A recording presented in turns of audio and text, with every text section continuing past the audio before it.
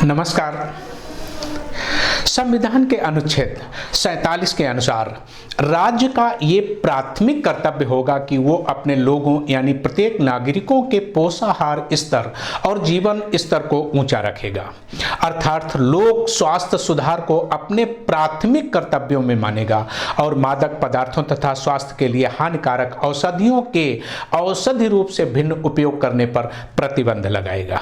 इसी अनुच्छेद के तहत सरकार ने संसद द्वारा पारित राष्ट्रीय खाद्य सुरक्षा अधिनियम 2013 को अधिसूचित किया है, जिसका उद्देश्य एक गरिमापूर्ण जीवन जीने के लिए लोगों को वहनीय मूल्य पर अच्छी गुणवत्ता के खाद्यान्न की पर्याप्त मात्रा उपलब्ध कराते हुए उन्हें मानव जीवन चक्र के दृष्टिकोण में खाद्य और पौष्टिक सुरक्षा प्रदान करता है।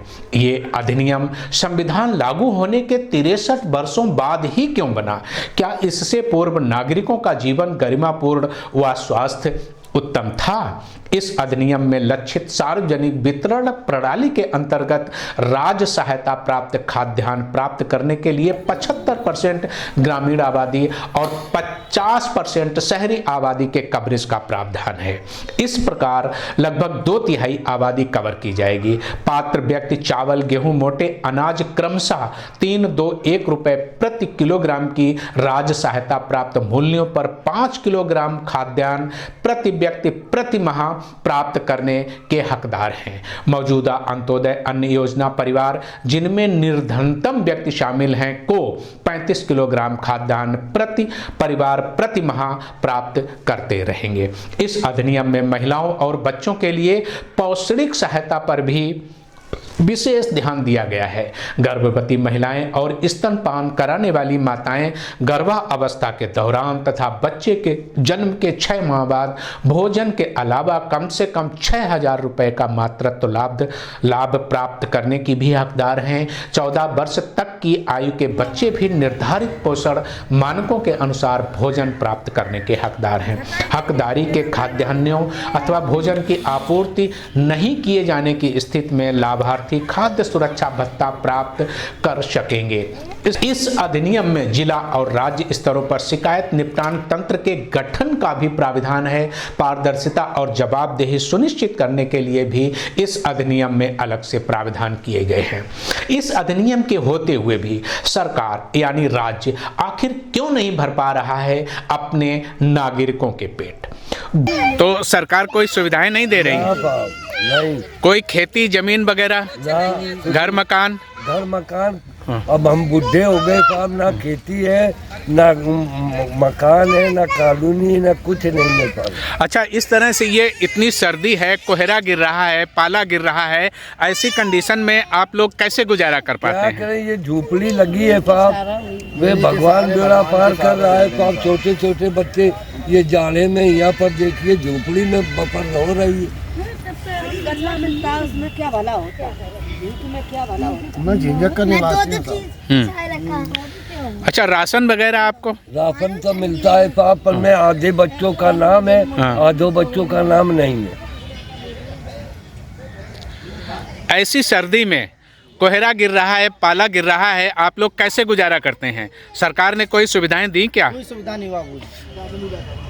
घर मकान खेती कुछ नहीं है हमारी, पतावर काट के हैं? छपरा डाले हैं साहब। आपको वृद्धावस्था पेंशन, खेती या कॉलोनी वगैरह कुछ मिला? कुछ नहीं, बिल्कुल कुछ नहीं। जिंदगी हमारी इतनी व्यतीत हो गई। अच्छा, फिर जीवन यापन कैसे करते हैं? इसी प्रकार एक ईंट नहीं मिली कॉलोनी की, इसी प्रकार से जीवन बिता। अच्छा, ये भोजन कैसे चलता है? भोजन मांग के लाते मांग के चलता है। ग्लोबल हंगर इंडेक्स की रिपोर्ट 2022 के अनुसार भारत की स्थिति 121 देशों की रैंकिंग में 107वें नंबर पर है। आज दुनिया के सबसे ज्यादा भुखमरी वाले देशों की बात करें तो इसमें हैती को सबसे ऊपर रखा गया है। पड़ोसी देश पाकिस्तान को 99, श्रीलंका को 64, बांग्लादेश को 84, नेपाल को 81 और म्यांमार को 71वां स्थान दिया गया है। यद्यपि भारत सरकार ने इन आंकड़ों का खंडन किया है। जानते हैं ग्लोबल हंगर इंडेक्स क्या है और इसे कौन जारी करता है। विभिन्न एनजीओज अपने अपने पैमानों के हिसाब से हंगर इंडेक्स जारी करते हैं। विश्व स्वास्थ्य संगठन का हंगर इंडेक्स अलग से तैयार होता है। अभी जो ग्लोबल हंगर इंडेक्स आया है उसे 2 यूरोपियन एनजीओज कंसर्न वर्ल्ड वाइड और वेल्थ हंगर हेल्प ने मिलकर जारी किया है। रिपोर्ट तैयार करने के लिए डेटा यूनाइटेड नेशंस के अलावा UNICEF, food and agriculture organization समेत कई एजेंसियों से लिया गया है। किस आधार पर तैयार होता है hunger index? Global hunger index तैयार करने के लिए वर्ल्ड हेल्थ ऑर्गेनाइजेशन के 3 पैमाने हैं। खाने की कमी, बच्चों के पोषण स्तर में कमी और बाल मृत्यु दर।